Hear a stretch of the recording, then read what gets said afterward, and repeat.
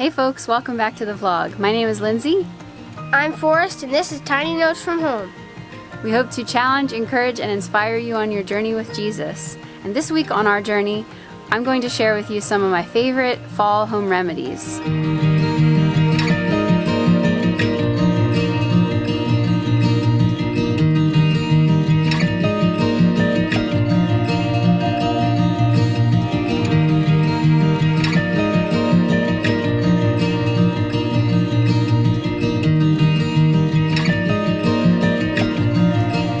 The cool weather is officially upon us, and we have a lot of projects that have piled up that we need to finish before the cold weather sets in. With cold weather comes often sickness, and Brackin's been fighting one this week, so it's been making me think about what I need to do to keep the family well this winter. So I'm going to be sharing with you a few of the things that I like to make at home to keep the family healthy. So we like to make remedies at home to keep our family healthy because we know what's in them, but then also we save money. It's much cheaper to make these things at home than it is to go to the health food store and buy them full price.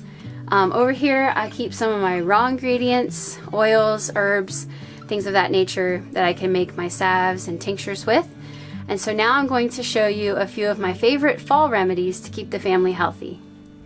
So some of these things I have already made, and I'm just going to talk about them a little bit, but one of them I'm going to show you, and then I'm going to actually go through the process of making it as well. The first thing is elderberry syrup.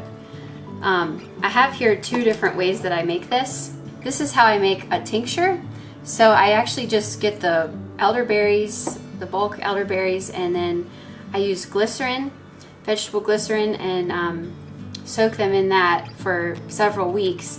And then after it sets for a while, then you strain it out and you have a tincture that you can store unrefrigerated in one of these kind of dropper bottles. So it's just very convenient to give to children. And then this is an elderberry syrup that I made using, I cooked the elderberries this time, cooked them down, add cinnamon and ginger, and then let that cook and simmer in a crock pot for several hours. Once it's cooked and then cooled, I strain it and add in the honey. So that makes a nice soothing syrup that is good for preventing flu and also shortening the duration of those kinds of sicknesses. So this is something the children really love taking, and it's very good for fighting off infections. The other thing that I really like to keep on hand is activated charcoal, and this we use when the children get a stomach virus. It's very effective for absorbing toxins and helping their stomachs, and it comes in handy for other things as well. If there's, you know, a bee sting or something, you can make a paste with it and put it directly on there. So that's something I like to keep on hand as well.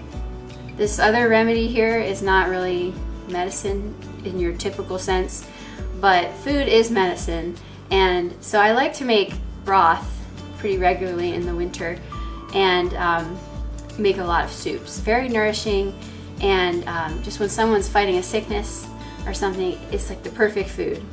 And the other thing is eating fermented foods. This is sauerkraut that I did not make, but we like to eat fermented foods to keep our immune system healthy. Having that healthy bacteria is very important, and one way I found to get children to enjoy eating these kinds of foods is to involve them in the process of making it. Because a lot of times it can smell funny or it can look weird, but if you get them involved in making it, then they're not as likely to be freaked out by it. And the last remedy that I'll share with you is a chest rub. This is made like you would make a salve, which is a very simple process. And then I'm just going to add some essential oils that are going to be good for if there's any type of chest congestion or breathing difficulty. So I'm going to show you now the process of how you can make a salve or a chest rub like this at home.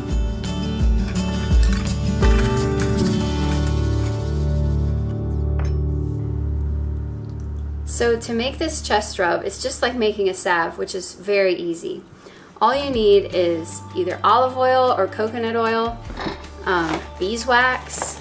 The easiest way to use beeswax is to get these little beads. They melt much faster. but you can also use a block of beeswax. And then I'm going to be using some essential oils, and these are therapeutic grade, and I get them from Bulk Apothecary. It's hard to say. bulkapothecary.com. They have very affordable bulk ingredients for making things at home. So we'll be needing a half a cup of olive oil. Pour that in my saucepan here. And about an eighth a cup of beeswax. The more beeswax you add, the firmer your chest rub will be. And I'm just going to turn this on a low heat and let it melt together.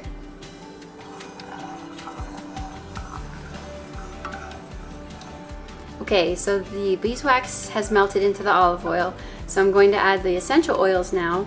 And the main essential oil that we'll be using is eucalyptus, and that is very good for congestion and coughing. And then I'm going to be using a little bit of peppermint oil and a little bit of clove oil as well to make a nice blend for the chest. Okay, so I'm going to put in 20 drops of eucalyptus oil.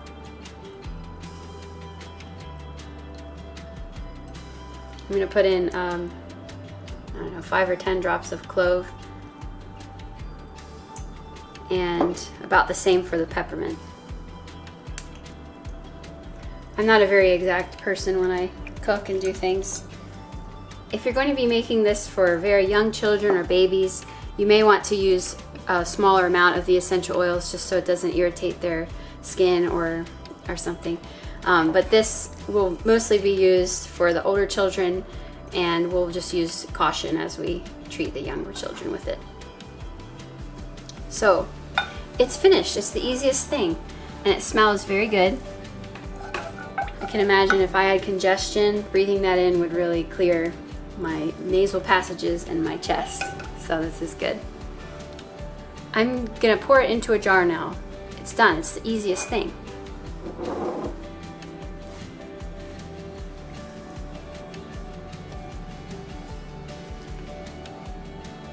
And I'll let it sit, and it will harden, and it will be like this, where you can just take some and rub it, and it will just go right on your skin. So that's all there is to it.